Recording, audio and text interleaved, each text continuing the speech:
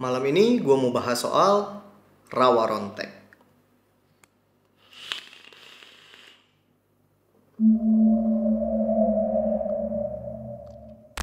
Kalian yang anak-anak tahun 90-an pernah lah ya nonton kayak drama-drama kolosal, Angling Dharma dan sejenisnya gitu. Pasti familiar lah ya sama kata-kata rawa rontek. Mungkin kalau anak-anak yang 2000-an ke atas udah mulai jarang ngedenger. Tapi rawa rontek ini kalau lu ngedenger, lu tuh udah bisa nge-address itu tuh sebuah ilmu hitam yang legend banget gitu, yang ibaratnya bukan main-main lah ilmunya. Ilmu yang tingkat tinggi gitu. Dan setelah tim Swamalam research, ternyata emang bener rawa rontek ini cukup legend dan udah ada dari zaman dulu banget. Nah, jadi rawa rontek itu apa sih sebenarnya? Jadi rawa rontek ini semacam ilmu kebatinan yang masuk dalam kategori ilmu kanuragan sebenarnya. Ilmu-ilmu pertahanan diri mungkin bisa dipakai untuk berantem dan lain-lainnya gitu. Nah, ilmu rawa rontek ini mirip sama yang namanya ilmu pancasona. Zaman kecil sering nonton film-film Mahabharata dan kawan-kawannya gitu. Ada tuh yang namanya pancasona yang kalau misalnya badannya dipotong-potong bisa balik lagi, bisa hidup lagi. Nah, kayak gitu. Rawa rontek itu mirip kayak gitu. Bedanya kalau ilmu pancasona tuh katanya sih versi yang lebih ke sisi putih gitu. Jadi kayak udah diputihkan gitu dia. Efek dari kedua ilmu ini tuh bakal agak beda gitu ya. Nanti gue bahas ke depannya. Nah, ilmu rawa rontek ini udah ada dari dulu banget, dari zaman Jawa-Jawa kuno gitu. Udah tergolong ilmu yang tingkat tinggi yang udah bukan main-main. Levelnya tuh udah mitik lah ya, legend banget. Jadi ya buat ngedapetin ilmunya tuh nggak gampang, nggak yang tiba-tiba lu ketik tutorial rawa rontek di YouTube terus lu bisa langsung pelajarin, tuh enggak. Banyak banget syarat-syarat yang susah yang harus dilewatin dan resiko-resiko yang tinggi banget yang harus siap diambil untuk orang-orang yang mau punya ilmu rawa rontek ini. Cuman ya katanya sampai sekarang tetap masih ada segelintir orang yang punya ilmu ini, karena ya namanya ilmu ya, bisa dipelajarin untuk orang-orang yang memang berani, sanggup, dan kuat untuk ngejalanin semua syarat-syaratnya dan nerima ya semua resiko-resiko yang ada ke belakangnya nanti. Nah, efeknya kalau lu punya ilmu rawa rontek itu lu bisa apa sih? Jadi kalau misalnya orang-orang yang udah ngelakuin semua perintilannya untuk bisa dapat ilmu rawa rontek ini, mereka intinya tuh jadi sakti. Tapi saktinya tuh kayak gimana? Mereka tuh punya skill regen yang itu cepat banget. Jadi kayak Deadpool atau Wolverine gitu, tau gak sih? Yang lu luka bisa langsung sembuh. Bahkan dia tuh kalau misalnya dipotong-potong pun badannya, mau kayak kepalanya dikubur hidup-hidup pun di tanah gitu, itu masih tetap bisa hidup lagi selama si kakinya itu masih nyentuh sama bumi, masih nyentuh sama tanah. Nah, orang-orang yang punya ilmu rawa rontek ini juga bisa nyembuhin luka-luka fisik maupun non-fisik dengan cepat banget. Yang dimaksud luka-luka non-fisik di sini tuh kayak luka-luka dalam atau kayak luka-luka mistis gitu, kayak damage-damage yang kalau misalnya lu diserang pakai ilmu hitam gitu. Semacam kayak kebal luar dalam. Nah, cuman ada efek sampingnya nih. Orang-orang yang punya rawa rontek itu biasanya cenderung bersifat agresif. Jadi kayak gampang marah, emosional, dan lain-lainnya itu. Karena katanya orang-orang yang punya ilmu rawa rontek ini kan erat hubungannya sama yang namanya perjanjian sama iblis gitu ya. Dan orang yang punya rawa rontek ini jadi banyak isinya gitu, banyak jin-jin jahat atau makhluk-makhluk sejenisnya itu di dalam badannya. Jadi itu mempengaruhi psikologinya mereka gitu. Hanya banyak orang-orang yang punya ilmu rawa rontek yang ujung-ujungnya jadi berbuat kejahatan, liar lah gitu. Nah, di sini tempat bedanya rawa rontek sama pancasona tadi yang gue bilang. Karena pancasona ini kayak semacam udah dicari celahnya supaya gimana caranya orang tuh bisa pelajarin ilmu rawa rontek, dapetin efek-efek positifnya, dapatin kemampuan healingnya dan lain-lain tadi yang gue sebutin. Tapi mereka tetap punya kendali penuh sama diri mereka, jadi nggak pengaruh sama dampak negatifnya, nggak jadi emosian dan lain-lainnya tadi. Nah, kayak yang gue bilang tadi, ilmu rawa rontek ini itu kan udah ada dari zaman dulu banget. Dan memang kabarnya banyak jawara-jawara yang punya ilmu ini. Nah, ini fun fact buat kalian ya. Pasti tahu dong sama yang namanya si Pitung, jawara dari Betawi di zaman Belanda dulu. Kabarnya si Pitung ini punya ilmu rawa rontek. Makanya dia jadi kayak kebal gitu, imun dia. Mau dibacok, mau ditembak sama Belanda, nggak mempan. Karena dia punya ilmu rawa rontek.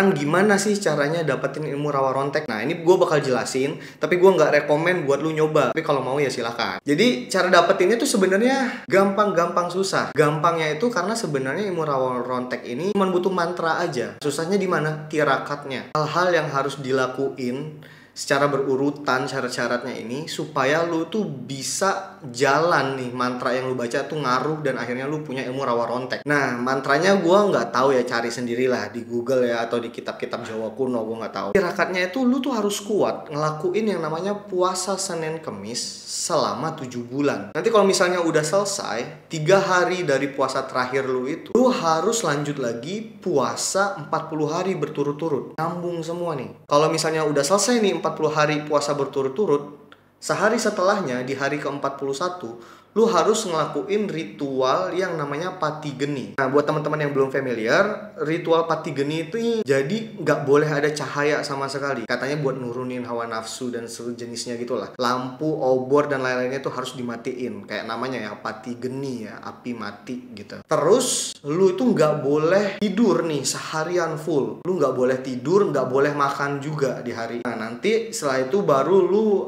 bangun tengah malam untuk ngebacain mantranya itu yang gua nggak bisa sebutin tadi. Itu ribuan kali, entah sampai berapa lama, pokoknya sampai ya ilmunya jalan dan lu punya kemampuan itu. Gimana? Susah kan? Nah, kalau misalnya lu masih minat sama rawa rontek tapi nggak kuat tuh sama yang tadi gua sebutin tirakatnya, coba deh lu tanyain bokap lu orang punya rawa rontek nggak? Karena ternyata rawa rontek ini tuh bisa diturunin. Kita tuh nggak cuma bisa dapetin ilmu rawa rontek dengan ritual dan tirakat tadi, tapi bisa diturunin dari orang yang emang udah punya rawa rontek. Misalnya, bapak lu punya ilmu rawa rontek karena ngelakuin semua ritual tadi dan berhasil. Nah, bapak lu tuh bisa nurunin ke lu ilmunya, asalkan wetonnya cocok. Dan nanti akan ada beberapa ritual-ritual yang harus dilakuin untuk transfer data gitu, transfer ilmunya ke lu. Cuman ya emang, karena ilmunya tuh jadinya ilmu turunan ya, bukan yang bener-bener lu cari sendiri. Nanti efeknya nggak sedahsyat efek ilmu originalnya. Tapi ya tetap aja, kalau lu dapat turunan ilmu rawa rontek itu, lu tetap superhuman, tetap lebih kuat dari manusia normal, tetap bisa healing juga. Cuman ya nggak semitik yang di atas tadi. Nah, terus kalau misalnya orang yang punya ilmu rawa rontek itu bisa healing terus jadi abadi, nggak mati-mati dong? Nggak juga.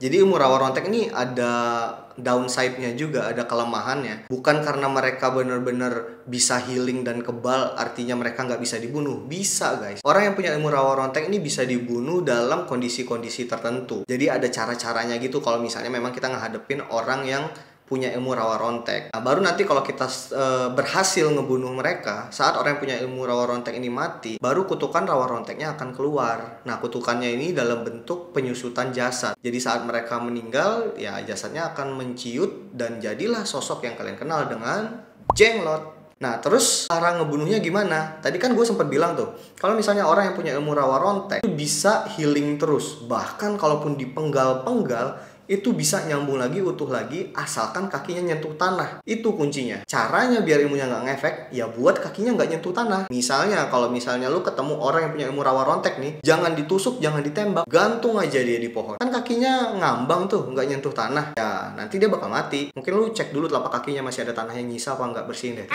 Biar nggak nyentuh tanah. Nah, terus bisa juga nih, lu potong-potong badannya, terus lu pisah-pisah deh tuh, jangan disatuin di satu tempat, terutama si kakinya ini. Gitu. Pokoknya lu pisah-pisah badannya, jadi dia nggak bisa nyatu lagi, nggak bisa hidup lagi. Ya wallahualam ya, kondisi si kepalanya itu jadi mati atau tetap hidup, cuman kepisah aja. Mirip-mirip sama Hidan lah kalau di Akatsuki. Atau kalau misalnya lu yang fans Bumi Langit, mirip-mirip sama siapa tuh namanya, musuhnya si Gundala yang di scene terakhir tuh, yang dibangkitin sama Gazul. Nih, yang ini. Nah, itu gue lupa nih namanya Ki ini. Itu sama tuh. Dia kan bertahun-tahun masih bisa dihidupin lagi setelah kepalanya dibebasin terus disatuin sama badannya. Itu ilmu rawa rontek. Nah, ada satu cerita menarik nih. Cerita nyata yang berhubungan sama rawa rontek yang ditemuin sama tim Suomalam. Jadi ini termasuk kayak kategori sejarah juga sih. Jadi zaman dulu tuh ada seorang patih dan pengikut langsungnya dari Pangeran Diponegoro ya. Namanya Patih Joyo Dijo. Gua nggak tahu cara bacanya.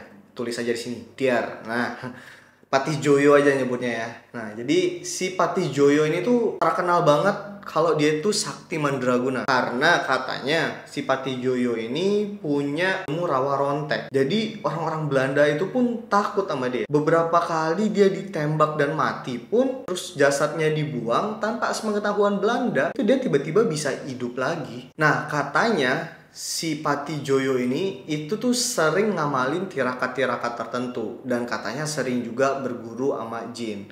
Nah, mungkin yang dia lakuin ini ya untuk nge-maintain si ilmu rawa ronteknya itu kali ya. Si Patih Joyo ini kan tinggalnya di wilayah Jogja gitu ya. Dan pada saat itu wilayah Jogja itu banyak yang udah dikuasain sama Belanda. Jadi kan agak risky juga tuh kalau misalnya harus merangin Belanda di daerah yang emang rame banget Belandanya. Akhirnya si Patih Joyo ini mutusin untuk ngelakuin yang namanya serangan gerilya. Nah, jadi Patih Joyo sama beberapa pengikutnya itu mutusin untuk bergerilya ke arah timur, daerah Blitar Selatan. Nah, di daerah Blitar Selatan sana mereka akhirnya nyerangin tuh markasnya para Belanda. Sampai akhirnya perlahan-lahan mereka bisa menang. Nah, berkat kemenangannya itu akhirnya dia diangkat jadi patih di Kadipaten Blitar. Nah, si Patih Joyo ini akhirnya pun wafat di tahun 1905 di Blitar. Kata Pak Lasiman ini si juru kuncinya makamnya si Patih ini ya. Nah, di tahun 1905 akhirnya si Patih Joyo ini meninggal. Dan itu kondisinya umurnya udah 100 tahun lebih ya. Kata Pak Lasiman, dia ini juru kuncinya makam si Patih, dia tuh sempet wafat itu 3 kali dalam satu hari. Bayangin. Jadi dalam satu hari itu metong hidup guys. Dalam satu hari. Kenapa? Jadi setelah si Patih Joyo ini meninggal, kan mau dimakamin tuh. Pas mau dikuburin, begitu badannya kena tanah, itu hidup lagi. Ya karena ilmu rawa rontek yang tadi kali ya. Terus nanti dia wafat lagi, mungkin karena udah ajal atau gimana, gue nggak ngerti juga. Begitu dikuburin, hidup lagi. Pokoknya setiap kali mau ditanam, itu hidup lagi. Akhirnya setelah rembukan semuanya, gimana caranya biar si Patih ini nggak hidup lagi, nggak kena tanah, diputuskanlah untuk si Patih ini jangan ditanam, digantung. Akhirnya dibuatlah sebuah kayak pemakaman spesial gitu ya. Si Patih Joyo ini dimasukin ke dalam peti besi, habis itu digantung yang ada dipakein tiang sanggahan gitu 4 biji. Sebenarnya bukan digantung sih, lebih kayak ada penyanggahnya juga kayak setengah meter gitu. Intinya supaya si boxnya ini tuh elevated, nggak nyentuh tanah gitu. Nah, dan pemakamannya ini sampai sekarang itu masih ada si makam Patih Joyo ini. Itu di daerah Blitar, harusnya di dekat pemakamannya Insinyur Soekarno juga ya. Jadi untuk kalian yang mau nyari-nyari di Google atau mau datangin langsung tempatnya, itu masih bisa guys. Itu semacam jadi kayak bukti nyata kesaktian orang-orang Indonesia zaman dulu dengan ilmu rawa ronteknya. Keren banget. Kalian tertarik gak sih belajar rawa rontek? Kalau gue Pancasona aja kayaknya. Gini aja udah emosian, belajar rawa rontek jadi banteng gue. Gak boleh banteng. Nah, itu aja informasi tentang rawa rontek yang bisa gue kasih ke lulu semua. Gimana? Seru nggak? Mungkin nanti kedepannya gue bisa ngebahas lebih jauh soal Pancasona atau Pati Geni atau apapun itu. Kalian komen deh, kalian tuh penasarannya soal apa sih di hal-hal mistis. Ntar kalau ada yang menarik, gue bakal buatin lagi kayak gini. Oke? So, I'll see you guys in the next video.